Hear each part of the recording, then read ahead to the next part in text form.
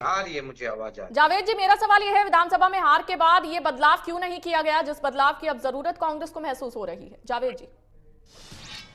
सबसे पहले तो नमस्कार आपको, आपके सभी हम्म। दर्शकों को, साथी मीडिया पैनलिस्ट को भी मेरा नमस्कार। देखिए, पार्टी संगठन की अपनी एक रीति होती है, नीति होती है, और रीति नीति के अनुसार समय समय पर बदलाव होते हैं। हम हम्म। यह चीज को स्वीकारते हैं कि इस बार विधानसभा के चुनाव, लोकसभा के चुनाव हमारे अनुरूप नहीं जी। रहे, अनुमान अनुरूप नहीं रहे। हमारा प्रदर्शन उतना अच्छा नहीं रहा, और उसे देखते हुए समीक्षाएं भी हुई। समीक्षाओं के बाद में बदलाव की भी जो बात आ रही है, वो बदलाव भी होंगे। और ये कोई बहुत बड़ा विषय नहीं है कि बदलाव तो हर संगठन में होता है, हर पार्टी में होता है। हम्म। भारतीय जनता पार्टी में भी बदलाव होते हैं। पर लेकिन भारतीय जनता पार्टी जिस तरह से इस बदलाव को लेकर के बात कर रही है, हम्म। वो थोड़ा सा उचित नहीं है। देखिए, यह कहते हैं कि हमारे यहाँ पहले बूथ का कार्यकर्ता बनता है, फिर उसके बाद में उसके ऊपर बढ़ते हुए जाता है और राष्ट्रीय अध्यक्ष बनता है। हम्म। तो वो बूथ का कार्यकर्ता क्या राष्ट्रीय अध्यक्ष चुन पाता है? अगर चुन ठीक है। पाता होता तो बहुत अच्छी बात थी। लेकिन राष्ट्रीय अध्यक्ष को चुनने का कार्य हमारे दो कर रहे हैं। बंद कमरे के अंदर जेपी नड्डा जी को राष्ट्रीय अध्यक्ष बना दिया जाता है। फिर उस बूथ के कार्यकर्ता को, जिसे आप पार्टी में लेकर के आ रहे हैं, बूथ का पदाधिकारी बना रहे हैं, उसकी क्या वैल्यू है? हम्म। ये भारतीय जनता पार्टी को सोचने की जरूरत है। दूसरी सबसे बड़ी चीज, देखिए, दीपक बैज जी को लेकर के ये कह राहुल रहे जी, मैं हैं, और आऊंगी आपके पास। हम्म। कांग्रेस पार्टी को लेकर के भारतीय जनता पार्टी चिंतित हो रही है कि गुटबाजी। अरे भाई, गुटबाजी कहाँ नहीं है?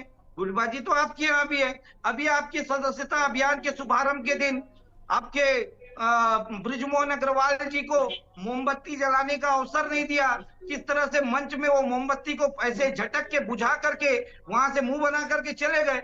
आप अपने यहाँ देख लीजिए कितनी गुटबाजी हो रही है, और वो तो खुली गुटबाजी दिख रही है अब तो। आप उसको ठीक कर लीजिए, कांग्रेस की छोड़ दीजिए।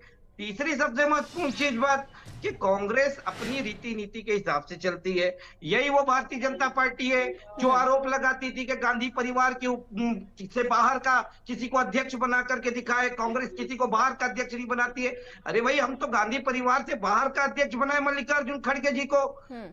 वो गरीब परिवार से आते हैं और बकायदा वोटिंग के माध्यम से लोकतांत्रिक तरीके से वो अध्यक्ष बने हैं। क्या ऐसा लोकतांत्रिक तरीका और ऐसा लोकतांत्रिक फार्मूला भारतीय जनता पार्टी में है क्या? ऐसा तो कहीं नहीं दिखता है।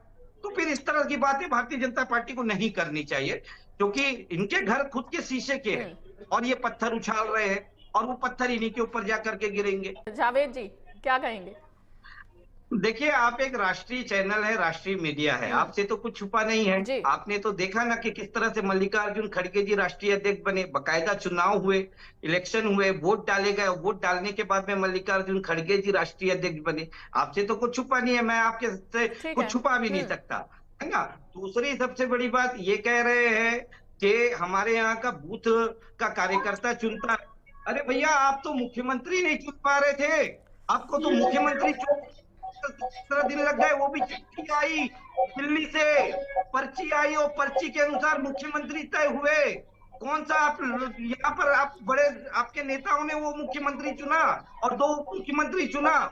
और आप तो खाली ये छत्तीसगढ़ की बात नहीं है, राजस्थान में भी देख लीजिए किस तरह से वसुंधरा जी के हाथ में पर्ची दी गई और उन्हीं से ऐलान कराया गया कि चुनो। और तीसरी बात, संगठन में कितनी तवज्जो किसे दे जाती है। आज उसका सबसे बड़ा जीता जागता उदाहरण तो लालकृष्ण आडवाणी जी है, जिनके कंधे पे सवार होकर के कोई दिल्ली तक का सफर तय करता है, और दिल्ली की गद्दी में बैठने के बाद में उन्हें घर पे बैठा देता है। तो आपकी पार्टी चलता है, और जो चीज चल रहा है, आप उस चीज को कांग्रेस से जोड़ने की कोशिश करते हैं, आप वो मत करिए। और एक बात मैं आपको बता दूं, देखिए, कांग्रेस पार्टी हमेशा जीत हो हार हो उसे स्वीकार करती है। हमने स्वीकार किया। हम्म। स्वीकार करने के बाद में रही संगठन में बदलाव की बात, तो संगठन में बदलाव का कार्य जैसे होता है वैसे हम कर रहे हैं। सबसे महत्वपूर्ण चीज ये है कि ये भारतीय जनता पार्टी छत्तीसगढ़ के अंदर में भ्रम फैला रही है कि प्रदेश अध्यक्ष दीपक बैज जी को लेकर के कि उन्हें बदल दिया जाएगा, उन पर विश्वास नहीं है। जबकि हमारे जो प्रभारी है सचिन पायलट जी आते हैं, आकर के क्या कहते हैं, हम आपको पूरी तरह से छूट देते हैं, फ्री हैंड छोड़ते हैं, आपको जैसा संगठन बनाना है बनाओ, जैसा चुनाव लड़ना है आगामी नगरीय निकाय और पंचायत चुनाव लड़ो। यही तो एक विश्वास है। इसी विश्वास पे तो कांग्रेस पार्टी चलती है। जावेद और जी, इस संगठन में विश्वास पे बदलाव बिल्कुल नॉर्मल है, लेकिन आपको नहीं लगता कि ये बदलाव काफी लेट हुआ है? नहीं, ऐसा विधानसभा नहीं। चुनाव में देखिए, शिकस्त मिली है कांग्रेस को, लोकसभा चुनाव में भी शिकस्त मिली है। अगर ये बदलाव पहले हुआ होता तो क्या लगता है कांग्रेस की स्थिति आज अलग होती? जावेद जी। नहीं देखिए, हम चुनाव हारे, उसके पीछे की वजह, हमारे कार्यकर्ताओं ने कहीं पर मेहनत करने में कमी नहीं करी, कहीं पसीना बहाने में कमी नहीं करी। हम एकजुटता से लड़े, लेकिन चुनाव हारने की वजह जो है कि हम काम करके हार गए, ये बदनाम करके जीत गए। ये लगातार चुनी हुई भूपेश बघेल की सरकार को बदनाम करने का कार्य किए, ईडी, आईटी, सीबीआई का दम दिखा करके लगातार चुने हुए लोगों को आरोपी बताते रहे, भ्रष्टाचारी बताते रहे। 9 महीने की सरकार हो गई। आप एक बात बताइए, भूपेश सरकार के एक मंत्री का नाम बताइए जो जेल की सलाखों के पीछे हो। एक भी मंत्री को ये जो भ्रष्टाचार के आरोप लगाते थे जेल की सलाखों के पीछे तो नहीं पहुंचा पाए।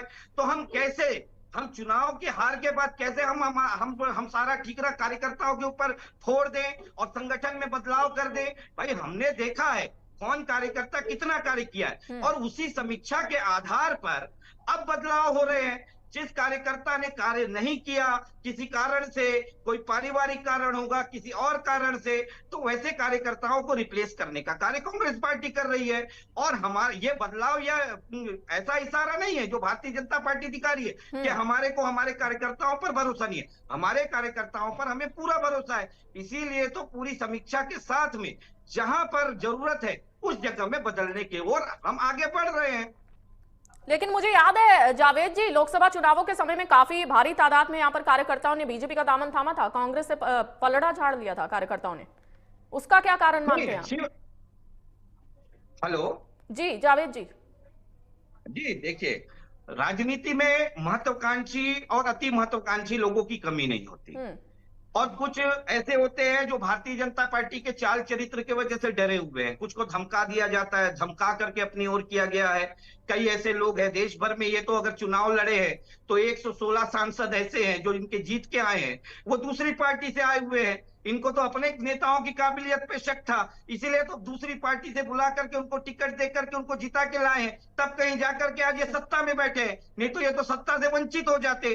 तो जो लोग आज पार्टी छोड़ करके गए हैं वो या तो दबाव में गए हैं या तो अति महत्वाकांक्षा में गए हैं, या फिर उन लोगों को लगा होगा कांग्रेस में उनको इतनी तवज्जो नहीं दी जा रही है उनकी काबिलियत के हिसाब से। जावेद जी, ऐसा नहीं हो सकता क्या?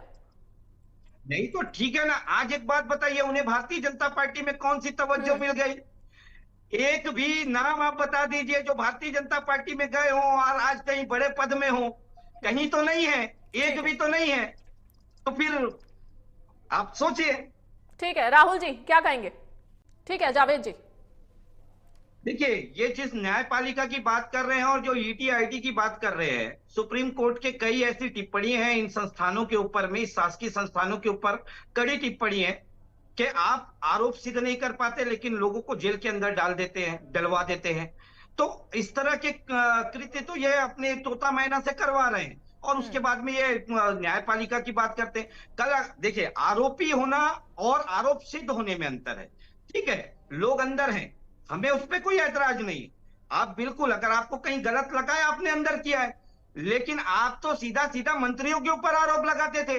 कौन सा मंत्री आप कौन से मंत्री के गिरबान में अब तक हाथ डाल पाए ये बताइए? आप 8-8 महीने से सौम्या चौरसिया जैसे लोगों को अंदर करके रखे हैं। आप कहते थे कि सौम्या चौरसिया इसके इशारे पे काम करती, उसके इशारे पे काम करती थी। तो आज तक सौम्या चौरसिया का एक बयान बता दीजिए कि वो कह दे कि भूपेश सरकार के किस मंत्री के इशारे पर मैं काम करती थी। ऐसा तो आप नहीं कर पाए। तो हम तो वही चीज कह रहे हैं ना। आज भी जेल के अंदर है। राहुल जी, मैं आपको भी समय दूंगी। राहुल जी, आऊंगी मैं आपके पास।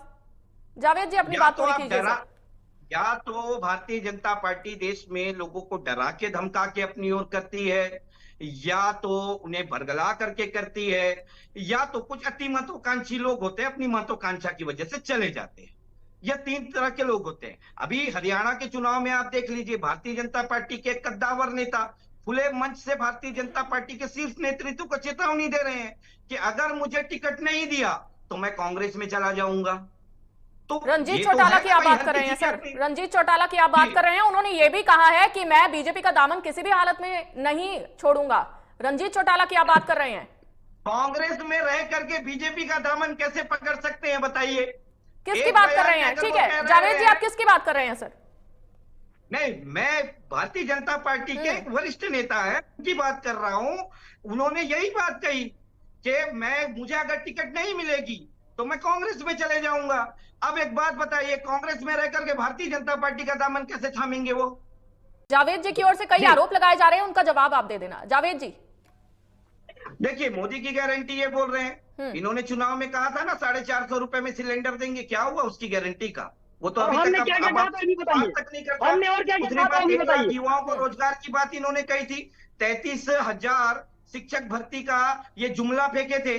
आज बीएड डीएड के लोग प्रदर्शन कर रहे हैं, कब होगी इनको नौकरी कब मिलेगी?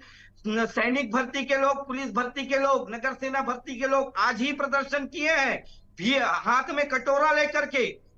एक इनके पितृ संगठन है आरएसएस, उनके एक बड़े नेता ने कहा था भीख मांगना भी रोजगार है। आज छत्तीसगढ़ में हमने देख लिया कि किस तरह से ठीक बेरोजगार है।